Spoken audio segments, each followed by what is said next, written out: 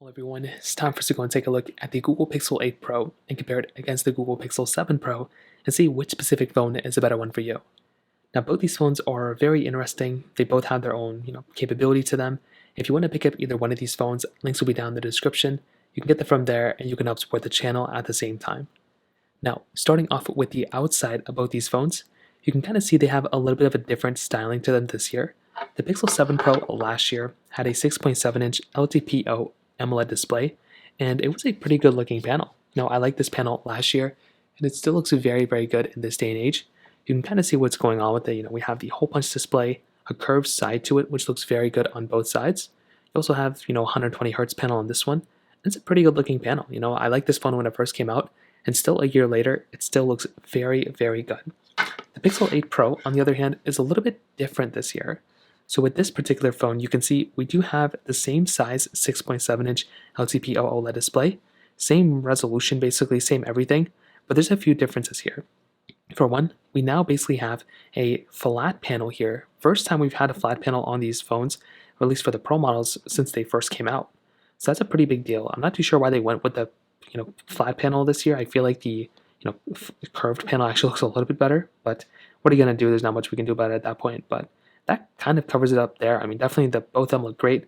Do you like the curve? Do you like the flat? It's kind of up to you. But the corners are more rounded this year than the Pixel 7 Pros. In terms of the thickness and thickness, pretty much kind of the same thing. I think the rest of these bodies look pretty much identical.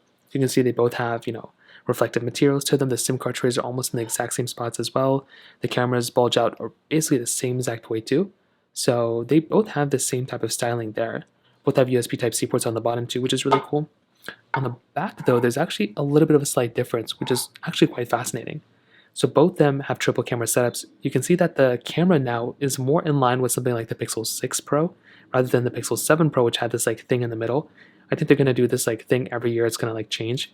But this time we do have a frosted glass back on the Google Pixel 8 Pro. The 7 Pro had the standard glass back, which still felt very nice. Now the frosted glass back on the 8 Pro feels kind of interesting. It's not completely frosted, but it's not completely like this either. It's in the middle. I think next year, hopefully they can bring it up a notch and actually make it a full-on frosted glass back. But this is pretty close, and I think it looks and feels very, very good for sure. Both have, IP certification, wireless charging, reverse wireless charging as well. So lots and lots of overlap from that standpoint, which is really cool. So I would tell you from that specific standpoint alone, very good stuff. I like both these phones from that standpoint, and there's really not a lot to complain about. They both hold up very, very well from the outside perspective. Now, in terms of the actual software longevity, this is probably one of the biggest changes that's happened this year. With the Pixel 7 Pro, this particular phone this year actually does have, the 7 Pro from last year had a good software longevity standpoint. Pixels always are, lasting very long. They're stock Android. Whatever Google makes the next version of Android, this one is going to be getting it usually within the first couple weeks it comes out, and first to get beta updates as well. Very, very good performing phone from that standpoint. But this particular year, Google made a crazy statement stating that the Pixel 8 and 8 Pro are going to be getting 7 years of software updates. That's a pretty big deal. And for this type of phone to be getting that type of capability is absolutely insane. And I think that in and of itself will make a phone like the Pixel 8 Pro last that much longer. So I'm really looking forward to this phone and the future of this device. I would probably tell you in a lot of different ways though. The 7 Pro is still perfectly fine for a lot of people, but the Pixel 8 Pro is definitely the one that's going to last you the longest amount of time when it kind of comes down to it. So from that standpoint alone, that kind of covers it up there too. Now let's go and do a speed comparison between both these phones. The Pixel 8 Pro has that Qualcomm Snapdragon 8 Gen 2 chipset inside of it with 8 gigs of RAM in the base model, but it does go up to 12 gigabytes of RAM. But the Pixel 7 Pro has that Snapdragon 8 Gen 2 chipset inside with 12 gigabytes of RAM on basically all the models. So let's go and see how both these phones kind of compare. Okay, there we go. All the apps are cleared out in the background, so let's get into it. Phone calls 3, 2, 1. Okay, about the same thing. 8 Pros here, 7 Pros here. Camera 3, 2, 1. Okay, a few different setups. You can see, let's go and take a photo. And 7 Pro I think was slightly faster there, which doesn't really mean much. Getting out of these two, let's get into Play Stores 3, 2, 1. Okay, they're kind of sliding all over the place. The 7 Pro taking its time. I don't know why it took that long on that particular phone. Usually they don't take long amounts of time, but that was a very, very interesting thing between them. Hopping out of these two, let's go and get into Temple Run 2. 3, 2, 1. And in this particular case, you can kind of see that we did have this pop-up come up, although I already got into it before. I don't know why it's making me do it again. But regardless, that kind of shows this one. A little bit of a glitch going on with the Pixel 8 Pro. Very interesting. The 7 Pro was actually noticeably faster here. I'm not really too sure what made this one go that much faster on that specific device, but hopping out of this one, let's go and get into stack 3, 2, 1. And you can see two kind of different things going on here too. Let's go and get into Netflix 3, 2, 1. And the Pixel 8 Pro I think was slightly faster there. Snake vs. Blocks 3, 2, 1.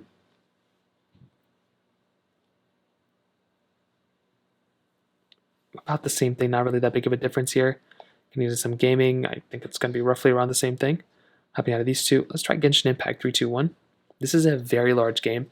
I'm sure a lot of people have used this and seen this game before. But in this specific case, you can kind of see what's going on with it. And almost the same exact thing on both these so far. Let's see if there's any big difference here. And I think, so the 8 Pro technically got into it, the 7 Pro got into this other panel though. Again, not a big, massive difference, but just like another small, light thing to kind of think about. Facebook 3, 2, 1. And again, I think they both were kind of the same. So far what I'm seeing is there really isn't that big of a difference in the speed department between both these phones. They're both relatively roughly around the same thing. And I don't really think you're going from one phone to the other in this specific case and feeling like you're getting a much faster phone, but maybe the 8 Pro will be faster over time, but that kind of covers it up from that standpoint. Now in the camera department, once again, you're definitely probably getting the overall better camera on the Pixel 8 Pro. The 7 Pro and the 8 Pro are all kind of the same resolutions you can film in, 4K at 60 on the front and the back, very good resolutions, telephoto lenses and all that stuff, which is really nice. The Pixel 7 Pro's camera, I feel like, was very, very good when it first came out. It was good, you know, it's very good. I don't want to overhype it or anything. You're getting 0.5x zoom on the outside. You're getting 29x zoom. I don't know why they didn't just go for the 30x zoom. I guess you can if you kind of slide it, but for some reason mine is getting stuck on the 29x zoom, but whatever. Still very, very good sensors on both, and that's something that's very, very nice. So there we go, 30x zoom. This is a very good camera. Is it perfect? No, I don't think there's ever going to be a perfect camera, but this is a very solid camera for a Pixel phone in this day and age. Video mode, cinematic mode, all this good stuff. Very solid sensor on the Pixel 7 Pro. On the Pixel 8 Pro, this is also a very good camera. Like, it doesn't really get that much better than this one, to be honest, for the Pixels. You're getting 0.5x zoom. You are still maintaining that 30x zoom, which is nice. It would be nice if Google could actually improve this a little bit, but still, 30x zoom, I'll take it. In portrait mode, long exposure, action pan. You're getting, photo mode, night sight, panorama. Lots and lots of good stuff still here on this type of phone, and that's something that's really cool. Having a phone like this with this type of capability is amazing, and I do think that in and of itself is a very, very cool thing. So, what I would definitely tell you is, in my opinion, a device like the Pixel 8 Pro, it's a very good phone. Like, this is without a doubt one of the better phones you could buy. I'm very happy with this device. It's given me a pretty good experience so far. But I do think if you can buy a Pixel 7 Pro in the used market, this is such a good phone. Still, it's like not even funny. This thing's going to be giving you a very solid experience so far. And this thing is a very solid phone still. Like, this thing's going to last the test of time for many, many years. And this is one of those phones I'd recommend a majority of people to buy. It's very cheap now. You can easily buy it and still use it. And it's a very solid option for a ton of people out there. So in terms of that kind of covers it up there. If you have any other thoughts or questions, let me know in the comment section below. Hit the like button, that would mean so much, but definitely hit that subscribe button. More importantly than everything else, I love every single one of you guys. Hopefully I'll catch you guys in the next video. Peace out till then.